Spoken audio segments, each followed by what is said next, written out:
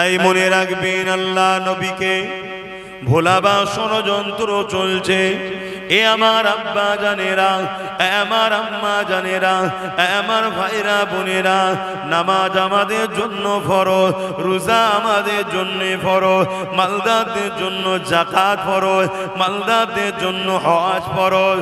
কিন্তু মনে রাখবেন এই হজটা করবে কে? যে ঈমান এনেছে তার জন্য। এই রোজাটা রাখবে কে? যে ঈমান এনেছে তার জন্য। এই নামাজটা পড়বে কে? যে ঈমান এনেছে তার জন্যে। ঈমানটা কি? ঈমান হলো নবী পাকের প্রেম ও আদব, অন্তর থেকে মুহাম্মদ রসুলকে রসুল জেনে জানের থেকে বেশি ভালোবেসে আদবের সাথে মেনে নিয়েছে যে তার মধ্যে আছে ঈমান।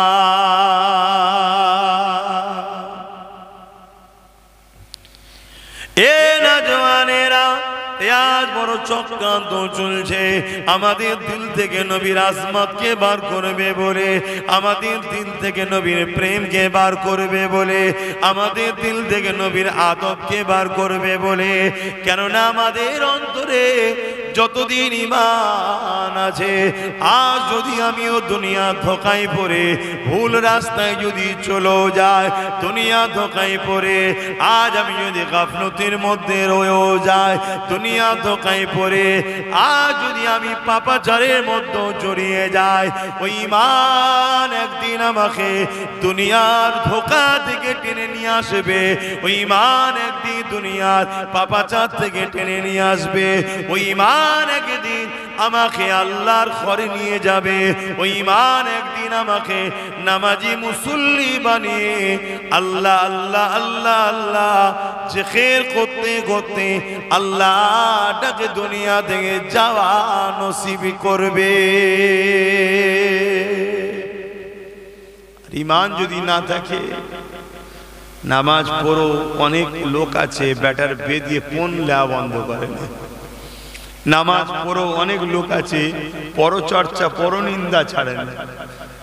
রোজা রেখো, অনেক লোক আছে হারাম অর্থ খাওয়া ছাড়ে না। আছে না? না। অতএব হযরতে মুসা আলাইহিস সালাম একদিন তুর পাহাড়ে যাচ্ছে, আল্লাহ পাকের কাছে দোয়া চাইতে, আল্লাহর সঙ্গে কথা বলতে। যাওয়ার সময় দেখছে তুর পাহাড়ের ধারে এক ব্যক্তি বসে বসে কাঁদছে। মুসা আলাইহিস সালাম জিজ্ঞেস করছে তাকে, তুমি কাঁদছো কেন? তখন সে বলছে, আমি আল্লাহর কাছে খুব কাঁদাকাটি করছি, আল্লাহ আমার দোয়া কবুল করছে না। কতদিন কাঁদছো? 40 বছর কাঁদছি, দোয়া কবুল হচ্ছে না। কেন? বলছে তা তো জানি না। মুসা সাল্লামকে সে বলছে, হুজুর আপনি গিয়ে আল্লাহ পাকের কাছে আমার জন্য একটু ফরিয়াদ করেন। মুসা আলাইহিস সালাম গিয়ে প্রথমেই বলছে, আল্লাহ মানুষটা এত বছর ধরে কাঁদছে, তার দোয়াটা কবুল করে নেন আল্লাহ। আল্লাহ বলছে, মুসা ওর দোয়া আমি কখনোই কবুল করব না। কেন আল্লাহ? না, ও হারাম খায়। কি শুনছেন? শুনছেন তো নাকি? হারাম। তাহলে নামাজ পড়ছে, হারাম খাচ্ছে, রোজা রাখছে, এতিমের মাল খাচ্ছে, হজ করছে, ভাইয়ের হক মেরেছে, বোনের হক মেরেছে, এ কামিয়াবি হবে? কথা বলুন। এই সমাজে এমন নামাজির অভাব নাই, এই সমাজে এমন রোজাদারের অভাব নাই, এই সমাজে এমন জাহাজির অভাব নাই যে হাজি নিজের ভাইয়ের সম্পদ মেরে দিয়েছে, নিজের বোনের হক মেরে দিয়েছে। এই সমাজে এমন রোজাদার আছে হারাম অর্থ ইনকাম করে, হারাম পয়সা ইফতার করে। এই সমাজে এমনও নামাজি আছে, এ যুবকেরা, তরুণীরা, বাপেরা বেটার বিয়ে দিয়ে পনের পয়সা নিয়ে খাচ্ছে। মনে রাখবেন কোনো আল্লাহ দরবারে কবুল হবে না। কিন্তু মনে রাখবেন এই সমাজে যদি অনেক মানুষ আমার নবী পাককে ভালোবাসে, প্যার করে, হ্যাঁ তাদের মধ্যে নবীর প্রেম আছে, নামাজও আছে, নবীর প্রেম আছে, হজও আছে, নবীর প্রেম আছে, দান খৈরাত রয়েছে, নবীর প্রেম আছে, রোজাও আছে। এই মুসলমানটা তো এই ক্যাটাগরির 1 নম্বর মুসলমান। কিন্তু নবীর প্রেম রয়েছে, নবীর আদব রয়েছে, নবীর ব্যাপার হলে জানের ময়া করে না, গোস্তাগে রসুলদের সঙ্গে সম্পর্ক রাখে না। এ যুবকেরা দুনিয়া জিন্দেগিতে ধোকায় পড়ে যদি কখনো কিছু ভুলও করে ফেলে, আমার আল্লাহ ওই নবীর প্রেম থাকার কারণে ওকে তওবা করার সুযোগ দেবে। আল্লাহ ওকে পরিবর্তন করিয়ে আদব নবী থাকার জন্য জান্নাত যাবার ব্যবস্থা আল্লাহ করে দেবে। নবীর প্রেম আদবটা আমাদের কাছে সবার আগে, শুনছেন তো নাকি? আর প্রেম আদব রেখে যারা নামাজ পড়ে এরা তো এক ক্যাটাগরির মুসলমান, এরা তো ভিআইপি, এরা তো বেহিসাব জান্নাত যাবে। জোরে বলুন সুবহানাল্লাহ। এ তো সাধারণ মুসলমান নয়, এরা ঈমানও আছে, আমলও আছে। দুটো তো জিনিস, একটা ঈমান একটা আমল। দুনিয়ার এই জমিন থেকে দুটো জিনিস চালিয়ে যেতে পেরেছে, তার তো কোনো টেনশন নাই। জাহান্নাম তো দেখে দেখে ঘাবড়াবে, জাহান্নাম তো তার থেকে দূরে সরে যাবে। তাদের খাতিরে তো বহুত লোক জান্নাতেও যাবে। জোরে বলুন সুবহানাল্লাহ। কিন্তু অপর দিকে নবীর প্রেম আছে, দুনিয়ার জিন্দেগিতে কিছু ভুল করে ফেলেছে, আল্লাহ একে অনেক সুযোগ দেবে, অনেক দিক দিয়ে একে সুযোগ আল্লাহ দেবে, তওবা করার সুযোগ দেবে, অনেক দিক দিয়ে আল্লাহ একে নাজাত দিবার রাস্তা দেবে। কিন্তু ওই ব্যক্তিগুলো কখনোই কামিয়াবি নয় যাদের অন্তরে নবীর প্রেম নেই অথচ ভালো কাজ করেছে। আমাদের সমাজে এক ব্যক্তির নাম আমরা জানি, যাকে সবাই আমরা ভালো বলি, আমিও বলি, তার কাজ সত্যি খুব ভালো, এটা ইসলামেরই কাজ। ইসলাম এই আদর্শই শিখিয়েছে। রাস্তার ফুটপাতে পড়ে থাকা অসহায় গরিব বাচ্চাদের লালন পালন করে শিক্ষা দিয়ে বড় করেছে মাদার টেরিজা, নাম শুনেছেন? কিন্তু তার আখিরাত কামিয়াব নয়। কিছু বুঝতে পারছেন আমার কথা? কিন্তু সত্যি বলতে সে ব্যক্তি দুনিয়ার দিক দিয়ে খুবই উচ্চমানের, খুবই ভালো ব্যক্তি। কেন এরকম হওয়া দরকার, অসহায়ের পাশে দাঁড়ানো দরকার। কিন্তু আসল জায়গাটার জন্য শেষ হলো না, হলো না, এটাই বুঝতে চাইছি। আর এটাই আজ পৃথিবী জুড়ে চাইছে, আমাদের ঈমানকে বার করে দাও, ঈমানকে সরিয়ে দাও। আরে নবীকে ভালোবাসার জন্য সাহাবা হুজুরদের উপরে কত জুলুম করা হয়েছে। এ নওজওয়ানেরা, আল্লাহ নবী সাহাবী হযরত বেলাল রাদিয়াল্লাহু তাআলা, তিনি এমন করে হাবশী দেশের একটা কালো মানুষ ছিলেন, বড় গরীব ছিলেন। তিনাকে গোলাম বানিয়ে বাজারে বাজারে বিক্রি হতে হতে হতে হতে হাত ফিরাই হতে হতে হতে মক্কার বাজারে এসে হাজির হয়। মক্কার এক জালিম দুষ্টু নেতা ছিল, নাম তার উমাইয়া। হযরতে বেলালকে খরিদ করে নিল। বেলালকে খরিদ করে নিয়ে যে ঘরে নিয়ে গিয়ে তার সাথে অমানবিক অত্যাচার করে, তাকে জুলুম করে, তাকে বড় খাটায়, তার উপরে বেতের আঘাত দেয়, বড় কষ্ট দেয়। বেলাল চোখের পানি ফেলে কাঁদে। মানুষের মধ্যে তো মায়া থাকে, মানুষের মধ্যে তো কষ্ট থাকে, মানুষের মধ্যে তো আঘাত লাগলে চোখ দিয়ে পানি বেরোবে। বেলাল তখন কিন্তু ইসলামে আসেনি, হাবশী দেশের একটা গরীব মানুষ ছিল। এই যুবকেরা, এই যুবক বেলালের উপরে অনেক অত্যাচার জুলুম করতে লেগেছে। একদিন বেলাল আসমানে দিয়ে মুখটা তুলে বলতে লেগেছে, কেউ কি এমন আসবে না এই গরিব দেওয়ারে কৃতদাস পোতা থেকে বাঁচাবার জন্যে? ঠিক এমনই সময় বেলালের কানে খবর এসে যায়, একজন মক্কায় এসেছে, হযরত আব্দুল্লাহ হুজুরের ঘরে আম্মা আমিনার কোলে তিনি বড় হয়েছে। আজকে তিনি এলান করেছে মানুষ কখনো মানুষের দাস দাসী থাকবে না। তিনি এক রবের প্রচার করে।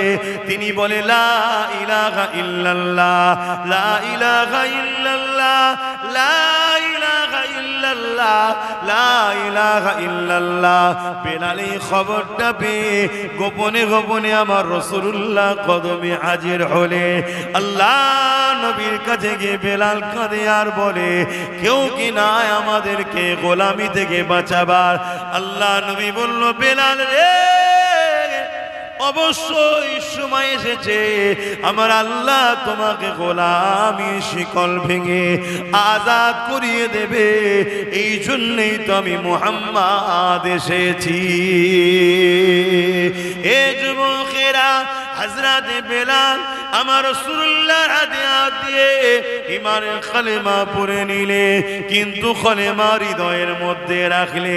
কেন যে সময়ের কথা বলছি ওই সময়ে কেউ কালেমা পড়লে, আল্লাহকে মানলে, রাসূলকে মানলে, তার উপরে এত অত্যাচার হতো, ওই অত্যাচার হতে হতে হতে হতে তাকে জানে মেরে পর্যন্ত দেয়া হতো।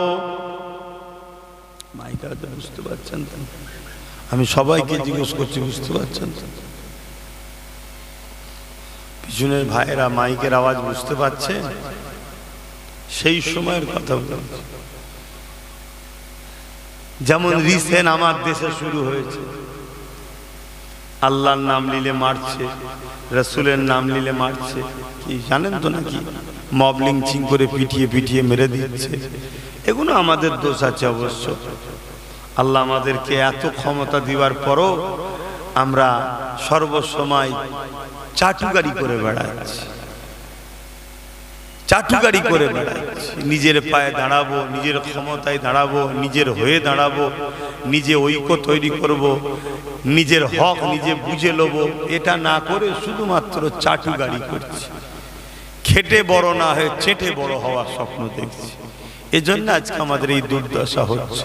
কিন্তু সেই দিন ইসলামের প্রথম সময়, তখন কেউ কালেমা পড়লে তাকে নিয়ে যে মরুভূমির গরম বালিতে শুইয়ে দিয়ে পিঠ পুড়ে যাচ্ছে, যে গরম বালির উপরে মানুষ পা দিয়ে হাঁটতে পারে না, সেই বালির উপরে চিৎ করে শুইয়ে দিয়ে বুকের উপরে ভারী পাথর চাপিয়ে দিত। শুনছো যুবকরা? কি গো ভাইরা, শুনছো তো? অনেক আরামে আছি আমরা, কিন্তু আরামের হাওয়া গায়ে লাগাতে গিয়ে আল্লাহ না ভুলে যায়, এটা মনে রেখে দিও। একটু খোঁজ রাখো, দিন দিন দিন দুনিয়ার খবর রাখো, পরিস্থিতি কি হচ্ছে দেখো। আজকে এজিদের দাবদাবা বেড়েছে, এজিদগুলোকে কন্ট্রোল করো। যদি কন্ট্রোল না করো তাহলে ফেরাউনের হাতে ক্ষমতা চলে যাচ্ছে। কথা বুঝে আসছে? এটাও তো আমাদের কাজ, এগুলোকে খেয়াল রাখতে হবে। তো ভাইরা আমার, হযরত বেলাল হুজুরকে মনের মধ্যে কলমাকে রেখে দিয়ে উমাইয়ার কাছে আবার যে গোলামি করছে, কাজ করছে। কেন? উমাইয়া খরিদ করে এনেছে তাকে। আর সেই সময় খরিদ করা গোলামকে হত্যা করে দিল, কোনো বিচার ছিল না। আর বর্তমান মুসলমানকে হত্যা করলে কোনো বিচার। কথা বলছো না তো? আমি জিজ্ঞেস করছি, আমি কি ভুল বলছি? বর্তমান মুসলমানকে হত্যা করলে বিচার হয় না, উপরন্তু যে হত্যা করে সে পুরস্কৃত হয়, পুরস্কার পায়। এর জন্য দোষী যারা পুরস্কার দিচ্ছে তারা নয়, যারা হত্যা করছে তারা নয়, দোষী আমরাই। কথা কি ভুল বলে ফেললাম? আমরাই দোষী। যার গার্জেন থাকে না তার তো এই দশাই হয়। পাড়ার এতিম ছেলেদের কি দশা হয়? কথা বুঝছেন? আজ আমাদের গার্জেন নেই, তাই আমাদের এই দশা। হযরত বেলাল হুজুর উমাইয়ার কাছে গিয়ে কাজ করতে লেগেছে। কেউ একজন বেলালকে উমাইয়াকে জানিয়ে দিল, উমাইয়া রে, তোর খরিদ করা গোলাম বেলাল মুহাম্মদ রসুলের দিন মেনে নিয়েছে। মুহাম্মদ রসুলকে রসুল বলে, আল্লাহকে আল্লাহ বলে মেনে নিয়েছে। এ উমাইয়া বেলাল তোর দিকে নাই।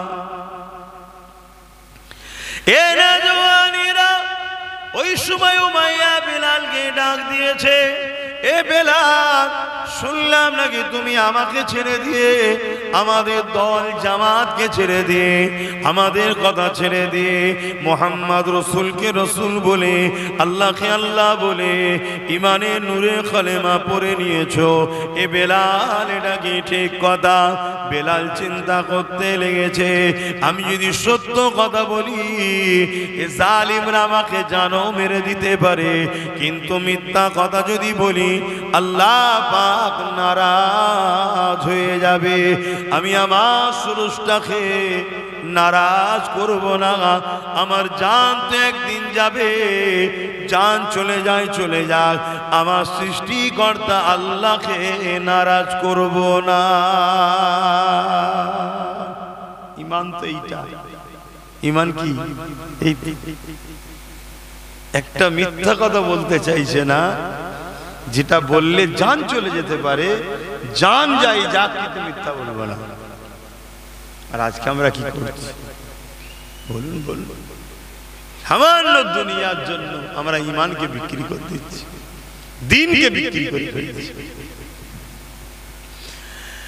এ নওজওয়ানেরা, হযরত বেলাল হুজুর বলতে লাগলেন, এ উমাইয়া, আশহাদু আল্লা ইলাহা ইল্লাল্লাহ ওয়া আশহাদু আন্না মুহাম্মাদান আবদুহু ওয়া রাসূলুহু।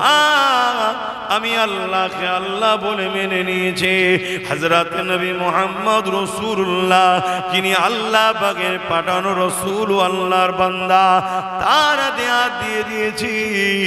বেলালকে উমাইয়া বোঝাতে লেগেছে, এ উমাইয়া, তুমি আমার খরিদ করা গোলাম, আমি তোমাকে জানে পর্যন্ত মেরে দিতে পারি, কোনো রকম কোনো বিচার হবে না। এবং মক্কার সর্দারদের মধ্যে আমি একটা সর্দার, ফয়সালা তো আমরাই করি, আমাদের উপরে কথা বলার কোনো ক্ষমতা নাই। এ উমাইয়া রে, এখনো সময় রয়েছে, যদি জানের ময়া থাকে আল্লাহ ও রসুলকে ছেড়ে দে, না হয় তোকে জানে মেরে দেওয়া হবে। সেদিনের বেলালকে আমরা তো দেখিনি, সেদিনের বেলালের ইতিহাস আমরা শুনেছি, কিন্তু আজ ভারতবর্ষের জমিনে সেই বেলাল হুজুরের উত্তরসূরি হিসাবে এই সমাজে আমরা দেখতে লেগেছি, অনেক মুসলমান ঘরের ছেলেকে বিভিন্ন স্লোগান দিয়ে পিটিয়ে পিটিয়ে মেরে দেওয়া হচ্ছে। তারা মরণকে পছন্দ করেছে, আল্লাহ ছাড়া অন্য কোনো বাতিল স্লোগান দিতে রাজি নয়। আল্লাহ আল্লাহ। তাহলে ঈমান নেই কে বলেছে? ঈমান নেই কে বলেছে? আচ্ছা, কিছু কিছু আমরা দেখছি না, পিটিয়ে পিটিয়ে সানাউলকে মেরে ফেললো, জুনায়েদকে মেরে ফেললো, তাবরেজকে মেরে ফেললো, সাধারণ ছেলে, কিন্তু দেখো তার মধ্যে কেমন ঈমান আছে। দেখো, সে মরে যাওয়াটা পছন্দ করেছে। আমাদের এই রাজ্যে কত হচ্ছে, মরে যাওয়া পছন্দ করছে, কিন্তু বাতিল স্লোগান দিচ্ছে। আর আজকে শখ করে মুসলমানের ছেলে, আমার এক দল রয়েছে যারা সেরেকি স্লোগান দিচ্ছে, সেরেকি স্লোগান, যে স্লোগানটাই সেরেক আছে, যেমন ধর্ম জাত যা উৎসব সবার, এই কথাটার মধ্যে সেরেক আছে। উৎসব সবার নয়, যার ধর্ম তার উৎসব, আমার ধর্ম আমার উৎসব, আমার ভাইদের ধর্ম তাদের উৎসব। শুনছেন তো নাকি? অনেক উৎসব আছে যেটা সেরেক হয়, এটাকে অ্যাকসেপ্ট করলেই, এই স্লোগানকে বিশ্বাস করলেই মুশরিক হয়ে যাবে। কিন্তু আজকে শখ করে দিচ্ছে না, দেয় না। এরাও বলছে আমরা মুসলমান। দুই মুসলমান এক কি না?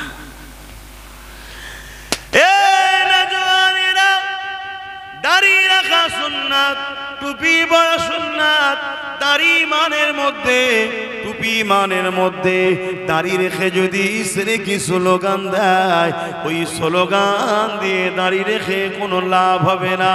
মনে রাখবেন, শিখ পাঞ্জাবিদের মুখও দাঁড়িয়ে রয়েছে, রবীন্দ্রনাথ টেগোরেরও দাড়ি ছিল। দাড়ি রাখতে হবে, রসুলকে ভালোবাসেন, নবী সুন্নাতকে কেন পছন্দ করবেন না? কিন্তু ওই দাড়ি কোনো মূল্য নাই যার মধ্যে ঈমান নাই। ঈমান অবস্থায় যদি দাড়ি থাকে, ঈমানদার দাড়ি না রাখা, ওই দাড়ি না রাখা ঈমানদারের থেকে দাড়িওয়ালা ঈমানদার হলো 1 নম্বরের মুসলমান। এ যুবকেরা, হযরত বেলাল হুজুরের উপরে জুলুম শুরু হয়ে গেল। বেলালকে বেতের আঘাত দিতে লাগলো। কি বেতের আঘাত বোঝো? যে জায়গায় চাবুকটা মারবে ওই জায়গার চামড়াটা বেতের সাথে উঠে চলে আসবে। এইভাবে বেতের আঘাত মারতে লাগলো। একটার পর একটা আঘাত, একটার পর একটা আঘাত, একটার পর একটা আঘাত দিতে লেগেছে। বেলালের চামড়া শরীর থেকে উঠে যাচ্ছে, রক্ত জারি হয়ে গেছে। আবার এসে বুঝাতে লেগেছে, এ বেলাল রে, মুহাম্মদ রসুলকে ছেড়ে দে, আল্লাহকে ছেড়ে দে, ইসলামকে ছেড়ে দে, মানবতা, ইনসাফ, ইনসানিয়াতের রাস্তায় যাস না, আমাদের দিকে চলে আয়, আমরা তোকে আজাদ করে দেবো, নেতৃত্বের জায়গা দেবো, অর্থের লোভ দেবো, সব কিছু দেবো, কিন্তু মনে রাখবি আমাদের দিকে চলে আয়। হযরত বেলাল একটাই কথা বলে, আমার শরীরের ওপরে তোদের জোর চলবে, কিন্তু আমার অন্তরে যেখানে আল্লাহ নবী আছে এই জায়গায় কারো জোর চলবে না। আজ আমাদের কি অবস্থা! সবাই কি হবে? আল্লাহ আমাকে হিদায়াত করেন, আল্লাহ আমাদেরকে হিদায়াত করেন, বলুন আমিন।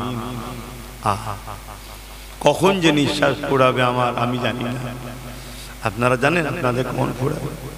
কিন্তু এই দুনিয়ার রঙে রঙিন হয়ে আমাদের যুবকরা যাত্রা, ফাংশন, নেশার মধ্যে সব ডুবে যাচ্ছে। তোমাদেরকে ঢুকানো হচ্ছে এইদিকে, বড় প্ল্যান করে এইদিকে নিয়ে যাওয়া হচ্ছে। কেন? তোমরা জেগে গেলে আচ্ছা আচ্ছা শয়তানের ঘুম হারাম হয়ে যাবে, তাই তোমাদেরকে ঘুম পড়ানো হচ্ছে। কেন? তোমরাই তো এই সমাজে ইনসাফ কায়েম করবে, তোমরা জেগে থাকলে এই সমাজে ইনসানিয়ত কায়েম করবে, তোমরা জেগে থাকলে এই সমাজ নাই পাবে, তোমরা জেগে থাকলে এই সমাজের গরিবরা খানা পাবে, তোমরা জেগে থাকলে এই সমাজের নারীরা ইজ্জত পাবে, রেপ বন্ধ হবে। কেন? তোমরা আমেন আর লালের গোলাম, তোমাদেরকে রসুল থেকে অনেক দূরে সরিয়ে দেওয়া হয়েছে, দিয়ে তোমাদের হাতে নেশা ধরিয়ে দেওয়া হয়েছে, তোমাদের হাতে গান ধরিয়ে দেওয়া হয়েছে, তোমাদের হাতে যাত্রা ধরিয়ে দেওয়া হয়েছে, তোমাদের হাতে ফাংশন ধরিয়ে দেওয়া হয়েছে। আর আব্বাস সিদ্দিকী যখন সেই যুবকগুলোর সঙ্গে বন্ধুত্ব করে আস্তে আস্তে ঘোরাচ্ছে, এক চান্সে তো ঘোরানো যায় না, আস্তে আস্তে যখন ঘোরাচ্ছে, দুনিয়াও যা প্রয়োজন সেটাও দিচ্ছে, আখিরাতের দিকেও দিচ্ছে, তখন আব্বাস সিদ্দিকী তাদের নজরে টার্গেট হয়ে আছে। তারা আব্বাসের ওয়াজকে কাটিং করছে, আব্বাসকে সমাজের কাছে খারাপ করে বলে আমার ওয়াজকে ইদিক উদিক থেকে কেটে কুটে এক জায়গায় জুড়ছে, জুড়ে একটা ভুল মেসেজ সমাজকে ছড়াচ্ছে। 20 সেকেন্ডের বক্তব্য, 30 সেকেন্ডের বক্তব্য ছাড়ছে, যাতে সমাজ আমাকে খারাপ নজরে নেয়, যাতে জাতি আমার সঙ্গে না মেশে, এ যুবক আমার থেকে যেন পালিয়ে যায়। তাই তারা আপ্রাণ চেষ্টা করছে যেমন হোক করে আব্বাসকে সমাজের কাছে বদনাম করো। এতে আমার অনেক ভাই আমায় ভুল বুঝছে। আবার লাখো যুবক আছে তারা কোনো ডায়ে বায়ে কান দিচ্ছে না, যে নবীর বংশের আওলাদের সঙ্গে ছিলাম, আছি, আগামীতেও ইনশাআল্লাহ। আল্লাহ শুধু দুনিয়ায় নয় আখিরাতেও যেন জান্নাতে রাখে একসাথে। বলুন আমিন, বলুন আল্লাহুম্মা আমিন। দরুদ শরীফ আল্লাহুম্মা সাল্লি আলা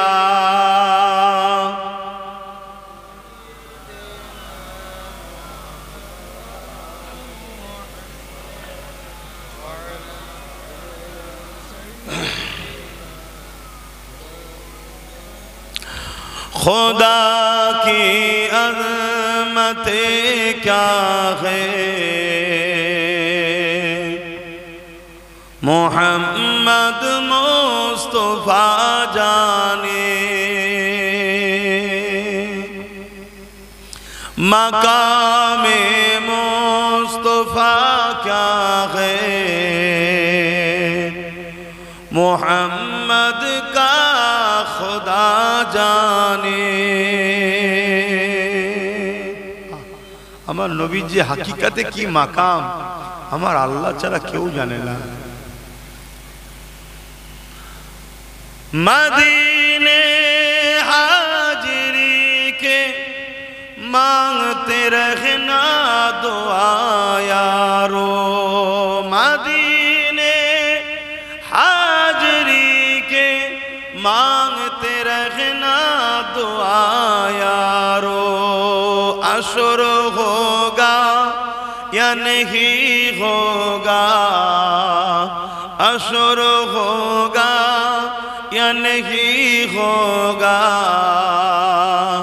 नबी जाने दुआ जाने खुदा की अज़मत क्या है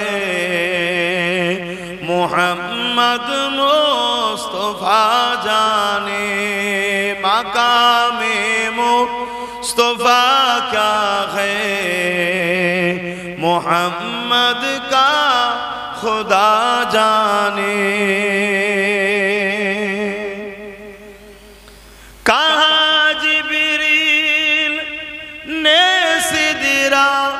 तलख मेरी रसाई थी कहाँ जिब्रील ने सिदरा तलख मेरी रसाई थे है कितनी मंज़िल आगे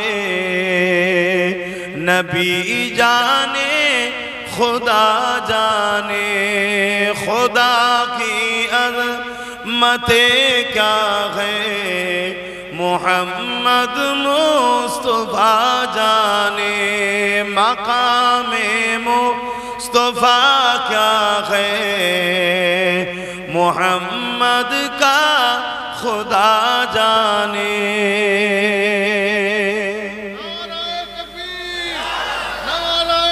अल्लाह আমান হুজুরের স্লোগান দেন বলুন লব্বাইক লব্বাইক লব্বাইক লব্বাইক হ্যাঁ হুজুরের স্লোগান हमें तो सुरखरू होना है आका के निगाहों में हमें तो सुरखरू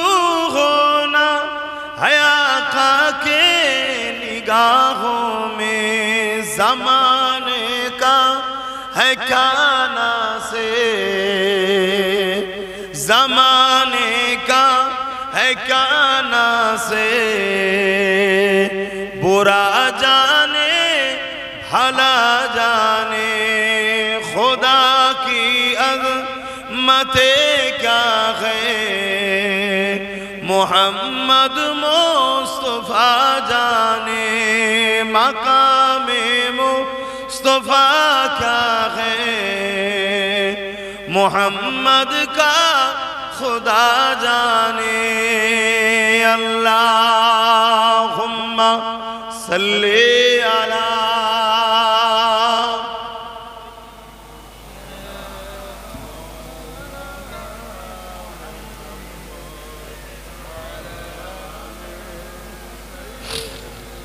আমার আব্বা জানেরা বাপেরা এই মুসলমানদের মধ্যে এক শ্রেণীর মুসলমান আছে যারা দুনিয়া তাগুদি শক্তি এজিদ ফেরাউনের জন্য লড়াই করে মরছে এ মরণ হারাম এরা জাহান্নামে যাবে আর যারা আল্লাহ রাসূলের প্রেমে মরে এ মরণ নসিব ওলাদের হয় তারা বেহিসাব জান্নাতে যাবে জোরে বলুন সুবহানাল্লাহ তবে এখানে একটু খুলে বলতে হয় কেউ যদি এতিমের জন্য কথা বলতে গিয়ে মরে সে আল্লাহ রাসূলের জন্য মরে কেউ যদি ইনসাফের কথা বলতে গিয়ে মরে আল্লাহ ও রসুলের জন্য মরে, কেউ যদি ইনসানিয়াত প্রতিষ্ঠিত করার জন্য মরে সে আল্লাহ ও রসুলের জন্য মরে, কেউ ক্ষুধার্ত মানুষের হকের জন্য যে কথা বলতে গিয়ে মরে আল্লাহ ও রসুলের জন্য মরে। কেন এই কাজটাই হলো আল্লাহ ও রসুলের। জোরে বলুন সুবহানাল্লাহ।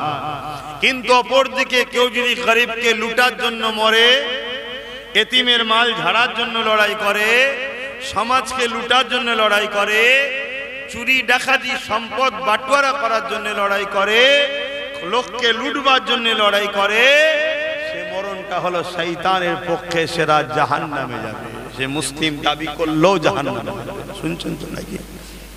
আবার এই যে জান্নাত জাহান্নাম বলে দিই, এতে আবার সমাজে একদল মৌলী সাহেবদের এখন অসুবিধা হচ্ছে। আম মানুষের হচ্ছে না, মৌলী সাহেবদের হচ্ছে। মৌলী সাহেবরা এখন বলা শুরু করেছে, কে জান্নাতে যাবে কে জাহান্নামে যাবে আল্লাহ জানে, উনি কি জানেন। আল্লাহ তো সব জানে রে বাবা, আল্লাহ জানে এটা বলা কোনো আশ্চর্য কথা নাকি? আল্লাহ জানবে না তো জানবে কে? কিন্তু আল্লাহ আমাদেরকে তো জানাবার জন্যই কোরআন ও তার বন্ধুকে পাঠিয়েছে। জোরে বলুন সুবহানাল্লাহ।